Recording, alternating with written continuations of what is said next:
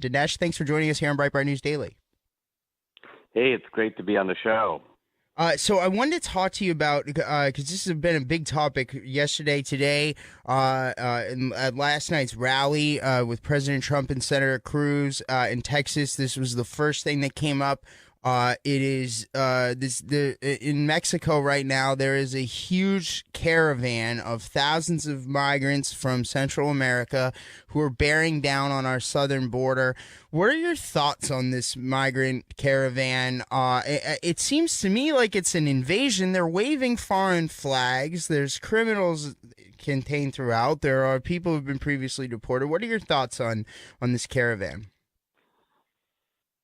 Well, my first thought is it seems really odd that a fairly large number of people, in the thousands, would decide kind of all at the same time to march 2,000 miles to the United States and try to get in. This looks to me cooked up, orchestrated, paid for. I say that because there's no famine in Honduras that is creating a flood of refugees. This is just a very odd thing to happen right before the election, and it looks like it's been orchestrated. I can't prove that, but the proof is in the coincidence or the oddity of all these people making an independent decision. Also, they're making somebody is giving them shelter for the night. They're getting security and medical care. So something is subsidizing this caravan on its way to the United States. Now, I agree. If for the United States to let this in without blocking it, hopefully it'll be blocked in Mexico. The Mexicans did say something to the effect that they would do that, but they don't seem to have done it yet. And I think Trump is I was at the rally last evening. It was fantastic. A piece of Americana. I was my first political rally and my first chance to see Trump in his element up close. And he seems very determined that this is not going to be allowed in the United States. And I think politically, by the way, that's very good for him and for the Republican Party. Mm-hmm. And so the rally last night, there were, I don't know, thousands and thousands of people outside. There were apparently thousands that were camping out the night before to get in. This was probably the biggest rally that we've seen in his administration. What was the energy like there? I didn't know you were there. That's pretty amazing. What was the energy like in the room? What was the crowd like? Tell us about the rally in Houston there. This was a rally that to me showed the unification of the Republican Party, because the Trumpsters were there. There were people in MAGA hats and Trump outfits and so on. And we saw those guys during the campaign. But there were also a lot of traditional Texans, traditional Republicans, a lot of GOP VIPs. And this is important because some of these people were resistant to Trump.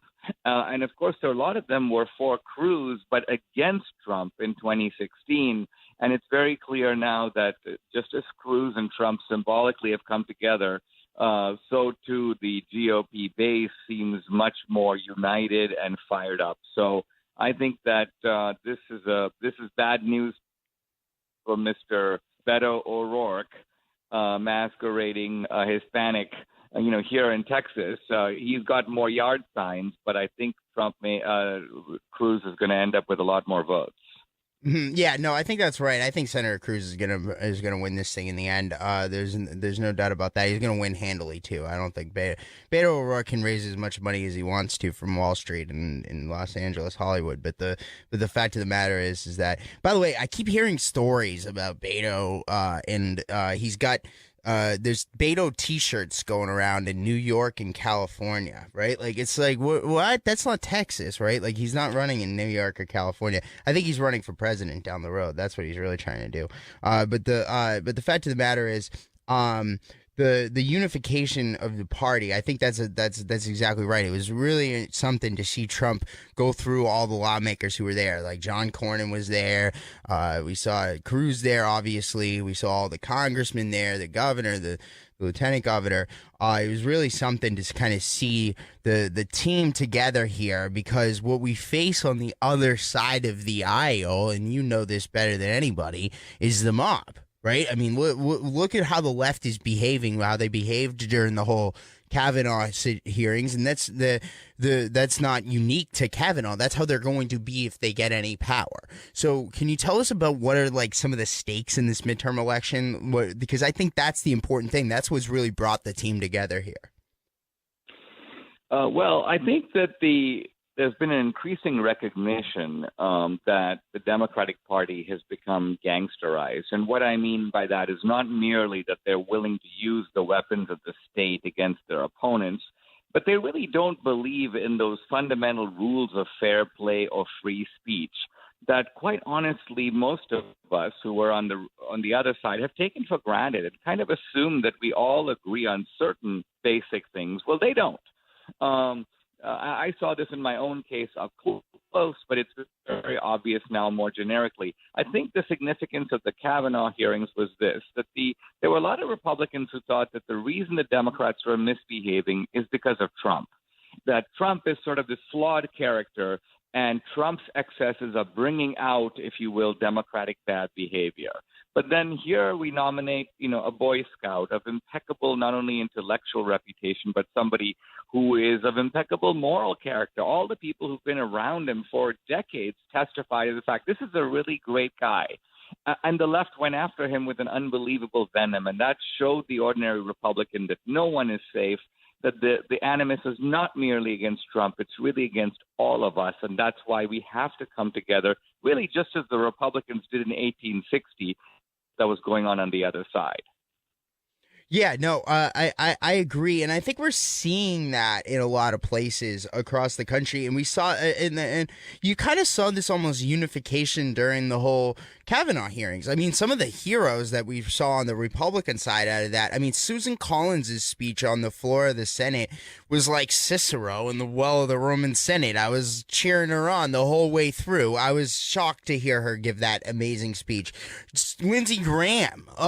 These are people that we've disagreed with from the conservative side of the party, and inside these intra-Republican Party squabbles over the course of the past several years. But the fact of the matter is that we recognize that on the other side is a mob that is sometimes violent, that if they get power, I mean, it's going to be dangerous for Americans. One of the great achievements of Lincoln in 18 spine of the Republican Party, which was very weak-kneed because of the fear of secession and the fear of ongoing secession, and the accomplishments of Trump has been to create the new Susan Collins, the new Lindsey Graham. I mean, this is a Trump accomplishment. Trump has actually held firm at a time when Republicans were going weak, and the Republicans have seen Trump do that, and they've seen that, you don't have to kowtow to the media. You don't have to run for cover every time you're attacked. You can actually run toward the attackers. And sometimes that's the best strategy, to be on the front line and to do that. And I think it's fun to see Republicans who get the message now. And I think if Trump is reelected, we'll see a completely different Republican Party in 8 years than we did at the beginning.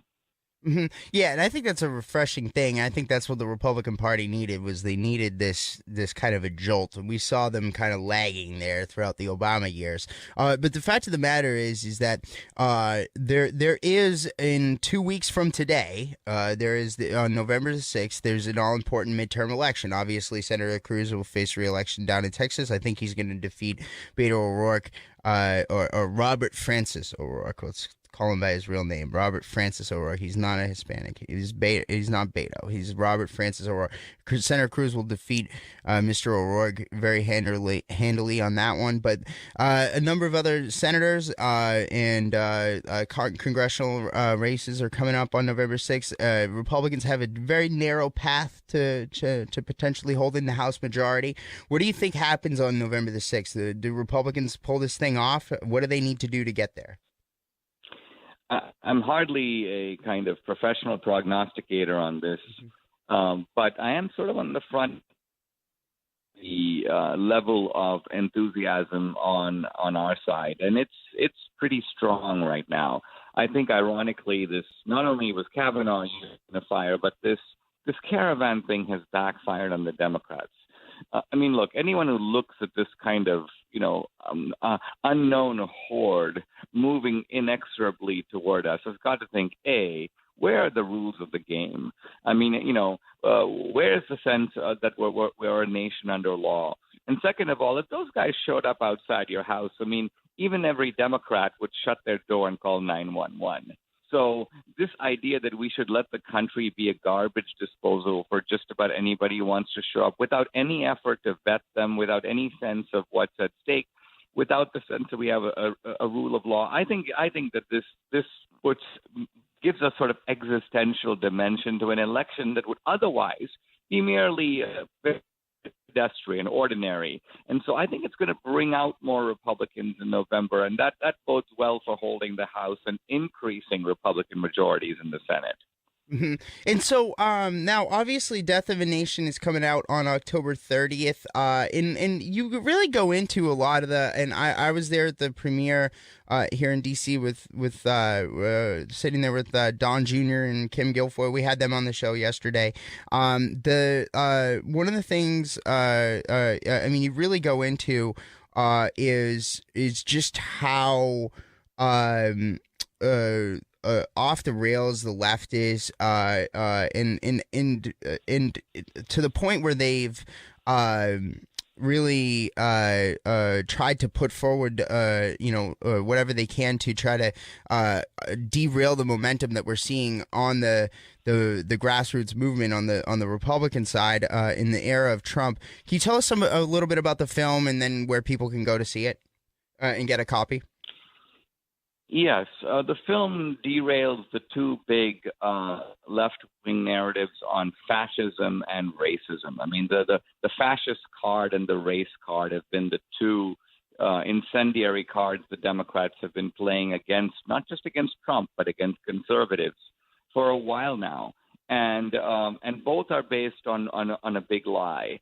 And the film unravels the lie, not just historically, but it shows that the real fascists and racists, even today, are on the progressive left and not on the Republican side. No, the parties did not switch sides. No, the fascists weren't in bed with the Republicans. They were actually in bed with FDR, at least in the early 30s. So all of this is documented, demonstrated in the movie. The good thing is it's available for digital download now. So you can go to Amazon or iTunes or Google Play and watch the movie now. The physical DVD comes out October 30th, just in time before the election. So I'm very excited about it. The movie's done well in the theater. I think it'll do even better in DVD because, more people today like to watch these movies at home. Mm-hmm. All right. Well, Dinesh D'Souza, always a pleasure. Thank you for joining us here on Breitbart News Daily. I appreciate it.